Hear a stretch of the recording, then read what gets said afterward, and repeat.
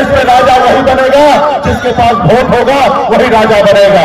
आज मैं देश के प्रधानमंत्री से आग्रह करता हूं, कल अगर यूपी, बिहार, झारखंड में निशा का बेटा अपने पैर पे खड़ा हो जाए तो 1-2 सांसद नहीं 30-30 सांसद बना के दिल्ली पहुंचाएंगे साथियों, 30 सांसद पहुंचाएंगे। और जिस रोज 30 सांसद बनेगा उस लोग आएंगे, कहेंगे कि सोनी जी हमको समर्थन दीजिए, हम प्रधानमंत्री बनेंगे।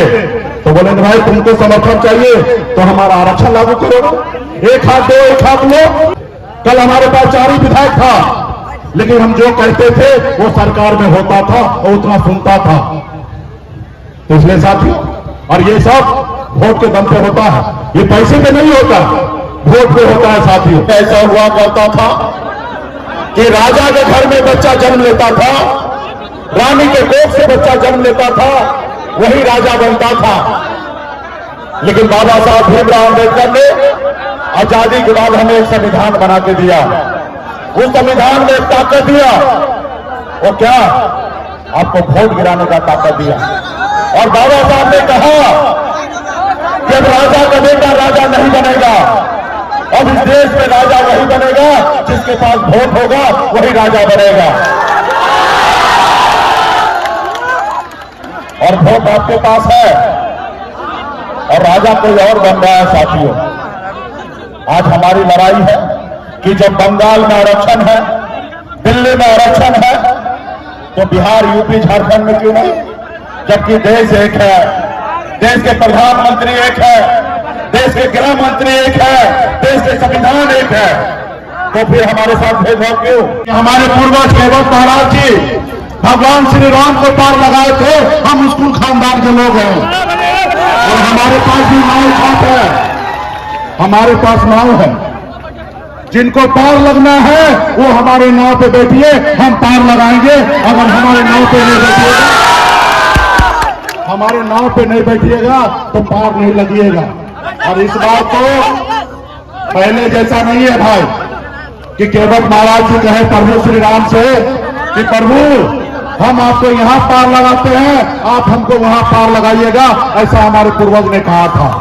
लेकिन हम आज का मुकेश नहीं है, हम तो कहेंगे भाई नाव पे बैठने से पहले कुछ दो, तब नाव पे चढ़ो, वरना नाव पे नहीं चढ़ाएंगे तुमको। और नाव पे चढ़ना है तो पहले आरक्षण लागू करो, तब नाव पे बैठाएंगे। नहीं तो फिर तो वही होगा, बीच नदी में लेके जाके और नाव पलट देंगे। इसलिए साथियों, तो लड़ाई लड़ना पड़ेगा, संघर्ष करना पड़ेगा। ये वोट से ही सब चीज परिवर्तन होता है। आज जिसके पास पावर है वो देखिए कहां से कहां पहुंचा है, और जिसके पास पावर नहीं है वो कहां है।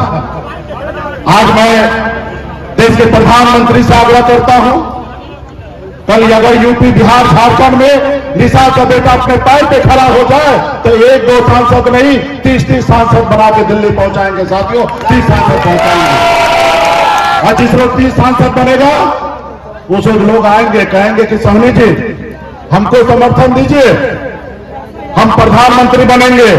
तो बोलेंगे भाई तुमको समर्थन चाहिए तो हमारा आरक्षण लागू करो। एक हाथ लो। आपने देखा ना अटल बिहारी वाजपेयी जी का एक सांसद से अटल बिहारी वाजपेयी जी का सरकार गिरा दिया था। आपने देखा एक विधायक बना झारखंड में, मधु गोरा जी मुख्यमंत्री बन गए थे। कल हमारे पास 4 ही विधायक था, लेकिन हम जो कहते थे वो सरकार में होता था और उतना सुनता था। तो इसलिए साथियों, और ये सब वोट के दम पे होता है, ये पैसे पे नहीं होता, वोट पे होता है साथियों। तो इसलिए साथियों, अगर अपने बच्चे को, भविष्य को बेहतर बनाना चाहते हैं, अगर सर उठा के जीना चाहते हैं इस आजाद भारत में, बिहार में, तो अपने पार्टी, अपने दल के साथ रहिए।